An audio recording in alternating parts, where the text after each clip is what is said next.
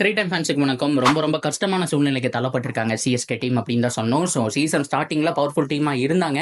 So injury concerns அப்படிங்கிறது over ஆச்சு. Runs எல்லாம் பவுலர்ஸ் லீக் பண்ணாலும் அடுத்த மேட்சஸில் கம்பேக் கொடுத்துட்டு இருந்தாங்க.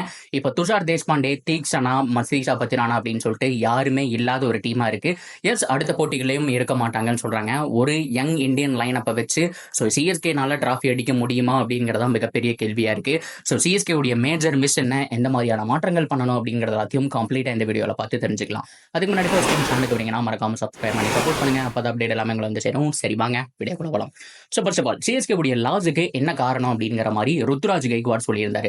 ஸோ நாங்கள் எப்பவுமே வந்துட்டு இந்த ஸ்லோ பிச்சில் எப்படி ஆடணுங்கிற மாதிரி கற்றுக்கிட்டோம். பட் இருந்தாலும் மிடில் ஓவர்ஸில் ரன் வரல, நிறைய ரன்ஸ் அப்படிங்கிறது வந்துட்டு சூப்பராக பண்ணாங்க அவங்களோட ஸ்பின்னர்ஸ், அதை பாராட்டி ஆகணும். ஸோ அது மட்டும் இல்லாமல் நாங்களும் அடிக்க ட்ரை பண்ணோம், ரிஸ்வியூவில் வந்தாப்புல.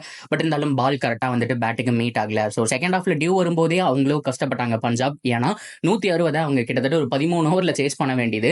ஸோ இருந்தாலும் அவங்க 18வது ஓவர் வரைக்கும் போயிருக்காங்க அப்படின்னா பவுலிங் இழுத்து பிடிச்சிருக்காங்க. டியூ வந்திருக்கு. ஸோ பால் நினைச்ச மாதிரி அவங்களுக்கு பேட்ஸ்மேனுக்கு பேட்டுக்கு வரல அப்படிங்கிறது அர்த்தம். ஸோ அதே மாதிரி தான் கஷ்டப்பட்டிருந்தாங்க. ஸோ இந்த சுச்சுவேஷன்ல இருந்து அவங்க ஒரு 40 ரன் போட்டிருந்தாங்க. ஒரு 200, 220 அப்படிங்கிற டார்கெட் ஆச்சுன்னா ஸோ கண்டிப்பா ஒரு டிஃபெண்டபிள் டோட்டலா இருந்திருக்கும் அப்படிங்கிற மாதிரி ருத்ராஜ் கைக்வாட் சொல்லியிருந்தாரு. ஸோ என்னதான் பேட்டிங்ல ஆடல அடிக்கலனா கூட ஸோ இன்னைக்கு பவுலிங் யூனிட் கொஞ்சம் மோசமா இருந்துச்சு. ஸோ கிளசன் அவருடைய டெபியூட் மேட்ச் அப்படிங்கிறது வந்துட்டு நடந்துச்சு. ஸோ ஃபர்ஸ்ட் மேட்ச் வந்துட்டு செம்மையா ஆடுறாருங்க. ஸோ இந்த மாதிரி தாங்க ஒரு செம்மையான ஓவர் போடணும் அப்படிங்கிறதுக்கு உதாரணமாக அவர் இருந்தாருன்னு சொல்லணும். ஸோ ஃபர்ஸ்ட் ஓவரில் 5 பால் டாட் பால், 6வது பால் 4ன்னு சொல்லணும். இந்த 6வது பாலே ஏரில் போனதான். ஸோ லாங் ஓனோ லாங் ஆஃபோ வச்சிருந்தான். ஸோ கண்டிப்பாக ஓடி போய் தடுத்துருக்கிறதுக்கான சான்ஸ் அப்படிங்கிறது ஹைலி பாசிபிள். ஸோ அந்த அளவுக்கு செம்மையான ஒரு ஓவர் போட்டார். ஸோ அடுத்த ஓவரில் விக்கெட் வந்துட்டு அப்படிங்கிறத எடுத்தார். ஸோ இப்போ இருக்கிற பாசிட்டிவான ஒரு சைன் என்ன அப்படின்னா முஸ்டபிசூர் போனதுக்கு அப்புறம் ஒரு நல்ல பவுலராக கிளசன் இருக்காரு. இப்போ மிகப்பெரிய இன்னொரு பிரச்சனை என்ன அப்படின்னா பத்திரானா தான். பத்திரானாவை பொறுத்த வரைக்கும் டீசெண்டாகவும் கன்சிஸ்டண்டாகவும் பண்ணிட்டு இருக்காரு. வெறும் 6 மேட்ச்ல 13 விக்கெட், அதாவது பர்பிள் கேப் லீடர் போர்டில் 14 விக்கெட் எடுத்தா பர்பிள் கேப் அப்படிங்கும்போது வெறும் 6 இன்னிங்ஸ்ல 13 எடுத்திருக்கிறாரு பத்திரானா அப்படிங்கும்போது செம்மையான ஒரு பவுலிங் பெர்ஃபார்மன்ஸுங்க. ஸோ அடுத்த போட்டியும் அவருக்கு இன்ஜுரி உள்ள வர மாட்டாரு அப்படிங்கிற மாதிரி சொல்லியிருக்காங்க. ஸோ அது மட்டும் இல்லாமல் ஸோ இன்னும் பவுலிங் யூனிட்ல தீபக் சகருக்கு மிகப்பெரிய இன்ஜுரி, ரூல்ட் அவுட் ஆகிறதுக்கு கூட சான்ஸ் இருக்குன்னு சொல்லியிருக்காங்க. சார்துல் தாக்கூருடைய ஃபார்ம் அப்படிங்கிறது ஓவரா போயிட்டு இருக்கு. ஸோ ரொம்ப மோசமான டைமை சிஎஸ்கே ஃபேஸ் பண்ணிட்டு இருக்காங்க. ஸோ இதுக்கிடையில அடுத்த போட்டி வால்வாஸ் போட்டி. இப்ப இருக்க 4 கேம்ல 4மே வின் பண்ணாதான் 9 வெற்றிகள் அப்படிங்கிற மாதிரி வரும். பிளே ஆஃப் வாய்ப்பு அப்படிங்கிறது கிடைக்க போகுது.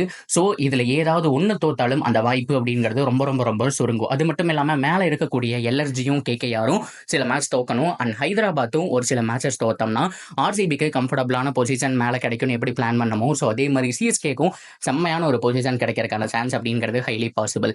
ஸோ போன மேட்ச் அப்படிங்கிறது ரொம்ப க்ரூசியலுங்க, தவற விட்டுட்டாங்க. ஸோ கண்டிப்பா போன மேட்ச் ஜெயிச்சிருக்கணும் சேப்பாக் அப்படிங்கிறதுனால. ஆல்ரெடி சொன்ன மாதிரி சேப்பாக்ல 7 மேட்ச் நடக்குது. அதுல 6 மேட்சாவது அட்லீஸ்ட் ஜெயிப்பாங்கன்னு எதிர்பார்த்தோம். இப்போ ஆல்ரெடி 2.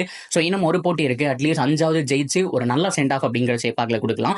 எஸ், எலிமினேட்டரும் இங்கே தான் நடக்குது, ஃபைனலும் இங்கே தான் நடக்குது. சிஎஸ்கே எந்த பொசிஷன் போனாலும் இங்கே ஆடுவாங்க அப்படிங்கிற மாதிரியும் நம்பலாம். இருந்தாலும் சிஎஸ்கே ஸோ ஃபைனலாக ஆடுறாங்க அப்படிங்கிறதுனால ஸோ சேப்பாக்ல நல்ல சென்ட் ஆஃப் அந்த மாதிரி ஃபிளாக் எல்லாம் தூக்கி வீசுவாங்க இல்லையா. ஸோ அந்த ப்ரோக்ராம்லாம் நடக்கணும் அப்படின்னா ஒரு மேட்சை ஃபைனலாக அங்கே வின் பண்ணி தான் ஆகணும். அது வின் பண்றாங்களா இல்லையாங்கிறத பொறுத்திருந்து பார்க்கலாம். ஸோ இதை தாண்டி பேட்டிங்ல ஓட்டைகள்ங்கிறது நிறைய இருக்கு, நிறைய பேருக்கு தெரியுது இல்லை.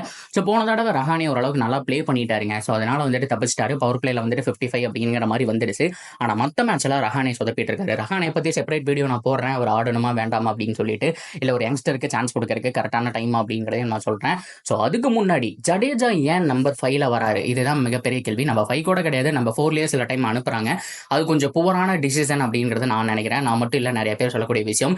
ரன் ரேட் நல்லா போயிட்டு இருக்கிற கேமை அவர் ரொம்ப ஸ்லோ பண்ணிடுறாருங்க. ஸோ ஜடேஜா தான் போன சீசன் ஃபைனல் டிராஃபி வின் பண்ணதுக்கான காரணம். அவர் மேல மதிப்பு மரியாதை எல்லாமே இருக்கு அப்படின்னா கூட அவர் ஒன்றும் ஸோ இந்த மாதிரி ஹார்டு ஹிட்டர் கிடையாது. 2021 இருந்த பிரைம் ஜடேஜா கிடையாது. ஹர்ஷல் பட்டேலா 6 6 அடிப்பாங்க.